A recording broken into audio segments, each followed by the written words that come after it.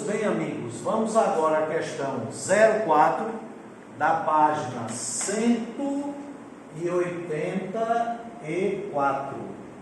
Página 184. O que é que ele nos diz?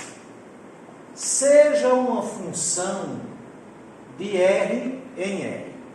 Quando eu leio até aqui, saber que essa função é de R em R, é saber que ela é um subconjunto de R cartesiano R, que o seu domínio é o conjunto dos números reais, que o contradomínio é o conjunto dos números reais e que o conjunto de imagem é uma parte do contradomínio, é uma parte do conjunto dos números reais.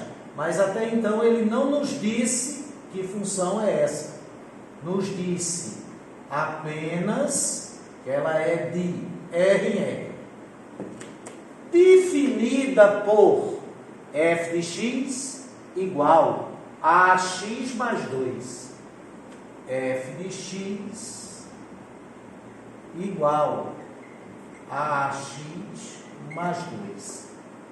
Então veja, se essa função é de R em R, se nessa função existe f de x, que é onde chega a flecha que parte do x, essa função é f. Legal ou não? Tudo isso que eu escrevi aqui, é evidente que na hora da prova você não precisa escrever, mas precisa entender, precisa saber, tá?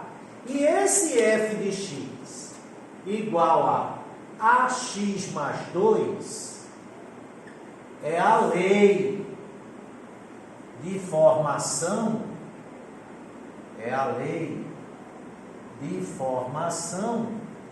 da função. Ou seja, é a lei de formação de f, haja vista que a função é f. Determinar A, então ele quer que você calcule esse A, não é? Sabendo que f de 1 é igual a 5. Sabendo que nessa função f, a flecha que parte do 1 chega no 5. Olha, quando você tem, vamos dar uma explicaçãozinha aqui. Quando você tem assim, f de x igual a, é bom que você saiba que esse x, que está dentro desse parêntese, é a variável livre, certo? E que isso tudo aqui, o f de x, é a variável dependente. Por que esses nomes, hein? Porque se f de x é onde chega a flecha que parte do x na função f, o valor que f de x vai ter depende do valor de x. Por isso que o f de x é a variável dependente e o x é a variável livre. Bom, se as variáveis são x e f de x, e se esse f de x é igual a ax mais 2, essa letra que ele pediu para você calcular o valor dela, esse a, não é uma variável.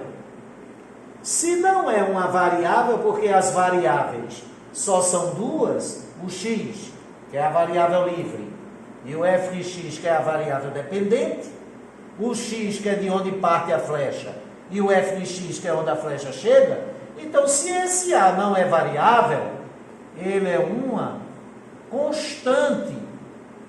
Dizer que ele é uma constante é dizer que o valor dele não varia e que ele tem um valor único, esse A só pode ter um único valor. Já esse X, que é a variável livre, pode ter tantos valores quantos forem os elementos de domínio. Esse X varia no conjunto domínio e o f de X pode ter tantos valores quantas forem as imagens. Esse f de X varia no conjunto de imagem. E essas constantes que aparecem em leis de formação de uma função, porque isso tudo aqui é a lei de formação, constantes que aparecem na lei de formação de uma função também são chamadas de parâmetros. Ok? Professor Edinaldo, que coisa, não é? Pois é, meu filho. É por isso que você tem que ter sensibilidade. Por exemplo, se eu escrever assim, W de alfa igual a alfa mais B, como é que a pessoa interpreta isso, hein? A função é W, a variável livre, que é de onde parte a flecha, é alfa, chega na outra variável, que é a dependente, W de alfa. Então, toda letra que tiver nessa lei de formação, que não seja a variável livre alfa, nem a dependente W de alfa, são constantes, são parâmetros. Esse A só tem um único valor, é uma constante, é um parâmetro. Esse B só tem um único valor, é uma constante, é um parâmetro. Agora veja que coisa curiosa. Se tirar esse alfa daqui e botar o A, aí a variável livre é a variável dependente é W de A, só quem varia é o A e o W de A, então as outras letras, o alfa e o B, são parâmetros. Veja como a linguagem matemática é precisa. Agora vamos finalizar essa questão, né? Isso é o que você precisa saber teoricamente.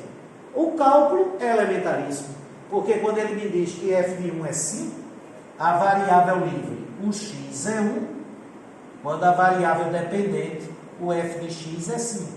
Então você substitui o f de x por 5 e o x por 1. Porque, de novo, bem detalhadinho, o f de x é igual a vezes x mais 2. Se a flecha que parte no 1 chega no 5, quando a variável livre, esse x, foi igual a 1, a flecha a partir do 1, a variável dependente, esse f de x, é 5. Então, substituindo o f de x por 5 e o x por 1, ficamos com o quê? 5 é igual a vezes 1 mais 2.